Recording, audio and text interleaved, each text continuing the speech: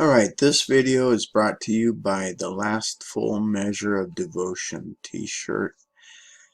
And this is the back. It has the Last Full Measure of Devotion, a Marine with the triangular flag, a memorial flag.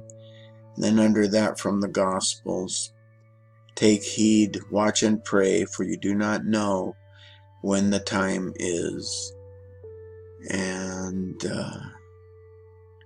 And the front is the standard patriotism, the new counterculture. Alright, let's get on with the briefing. Alright, Rebels, today's briefing is from the Patriot Post, and the author is Nate Jackson, Jackson, dated April 2nd, 2020, and the title is Don't Trust China. The lying regime in Beijing is concerned only with saving face and expanding power. They're power hungry as any communist regime would be. Back to the article. As it turns out, you can't trust the coronavirus numbers coming out of China. Of course, if you needed a U.S. intelligence report to learn this, you might be a left media reporter. Bloomberg broke the dog bites man report Wednesday afternoon. China has concealed the extent of the coronavirus outbreak in its country, underreporting both total cases and deaths it suffered from the disease, the U.S. intelligence community concluded in a classified report to the White House, according to 3 U.S. officials. The officials asked not to be identified because the report is secret, and they declined to detail its contents. But the thrust, they said, is that China's public reporting on cases and deaths is intentionally incomplete. 2 of the officials said the report concludes that China's numbers are fake. President Donald Trump, in the tongue-in-cheek understatement of the year, then mused, "The numbers coming out of China seem to be a little bit on the light side. And I am being nice when I say that." Bloomberg adds the outbreak began in China's Hubei province in the late 2019, but the country has publicly reported only about 82,000 cases and 3,300 deaths, according to data compiled by Johns Hopkins University. That compares to more than 189,000 cases and more than 4,000 deaths in the U.S., which has the largest publicly reported outbreak in the world. In reality, China's death toll is many times higher than reported. As Mark Alexander said back on January 31st, officially, the Communist Chinese government claims about 220 deaths and 10,000 infections.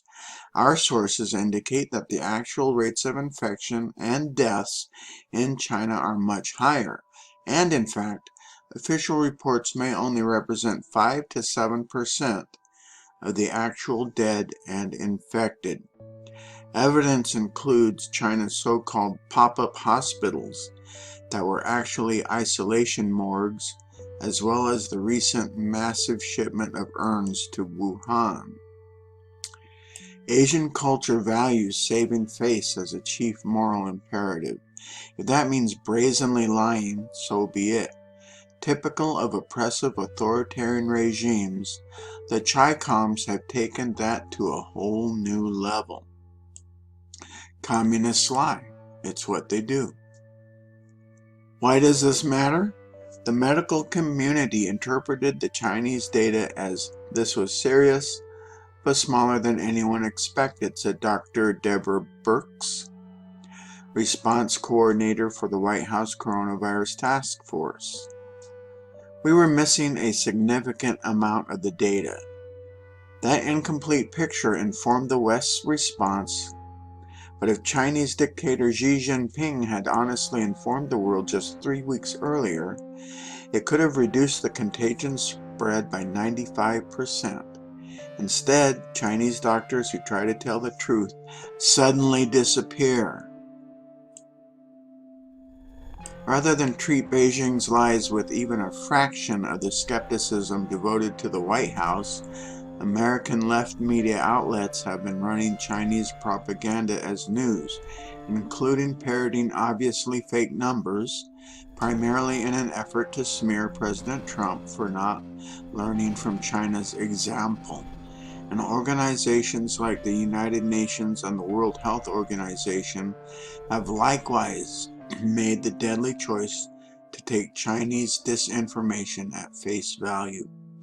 Using left media logic, the model for the world is apparently Beijing's puppet regime in North Korea, which still hasn't reported a single case of COVID-19.